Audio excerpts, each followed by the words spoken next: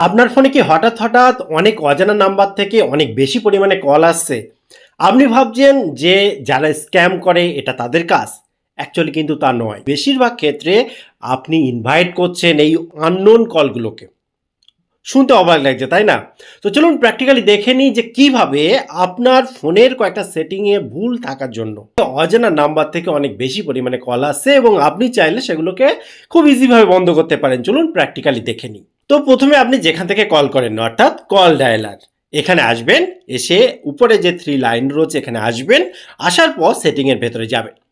এখানে এই যে কলার আইডি অ্যান্ড স্প্যাম এই জায়গাটা এসে দেখে নেবেন এই দুটো অন আছে কিনা, অর্থাৎ কলার অ্যান্ড স্প্যাম আইডি আর ফিল্টার স্প্যাম কলস এই দুটো অন আছে কিনা একবার দেখে নেবেন।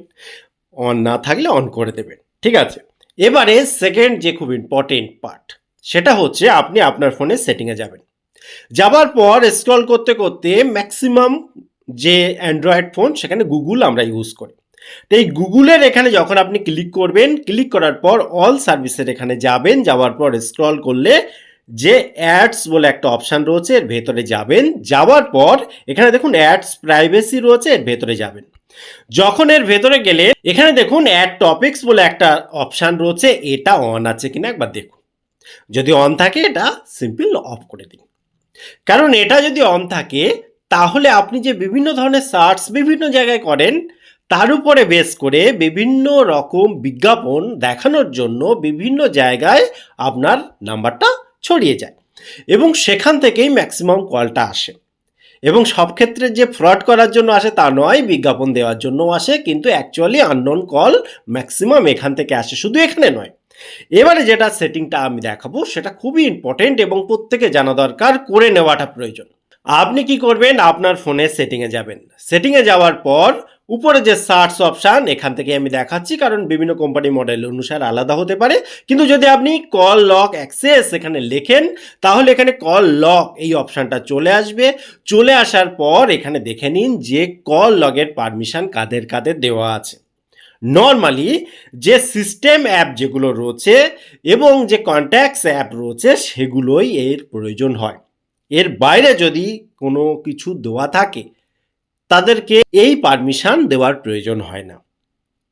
যদি তার উপরে দেখেন কোনো আননোন অ্যাপ রয়েছে, অপরিচিত অ্যাপ রয়েছে, তাহলে তো সেখান থেকে অবশ্যই সেই পারমিশন নিয়ে নেওয়া উচিত। উদাহরণ হিসেবে বলছি, ধরুন আমি এই অ্যাপটার ভেতরে গেলাম, এবার এই যে কল লক পারমিশন রয়েছে এখানে ডন্ট অ্যালাউ করে দিলাম, করে বেরিয়ে আসলাম, তাহলে এই পারমিশনটা আউট হয়ে গেল। এরকমভাবে আপনি বাকিটা করে নেবেন, ঠিক আছে? এবারে দেখুন যেটা খুব ইম্পর্টেন্ট পার্ট, আমাদের এই যে আননোন জায়গা থেকে কল আসছে, অপরিচিত নাম্বার থেকে কল আসছে, তার কারণটা কি? আপনি যখন আপনার ফোনের সেটিংয়ে যাবেন, সেটিংয়ে যাওয়ার পর এখানে দেখুন এই যে সিকিউরিটি অ্যান্ড প্রাইভেসি যে অপশানটা থাকে সেই তার ভেতরে যাবেন। যাওয়ার পর এখানে যখন স্ক্রল করে নিচের দিকে আসবেন যে প্রাইভেসি কন্ট্রোল, এই প্রাইভেসি কন্ট্রোলের ভেতরে আসবেন, কিংবা আপনার ফোন অনুসারে মডেল অনুসারে ডাইরেক্ট পারমিশন ম্যানেজার লেখা থাকতে পারে, এখানে যেটা লেখা আছে আপনি এর ভেতরে যখন আপনি যাবেন আপনার ফোনের যত অ্যাপ রয়েছে তার মধ্যে থেকে যে কারা কোন ধরনের পারমিশন নিয়ে রেখেছে, দুটো পারমিশন আপনাকে গুরুত্ব দিয়ে দেখতে হবে।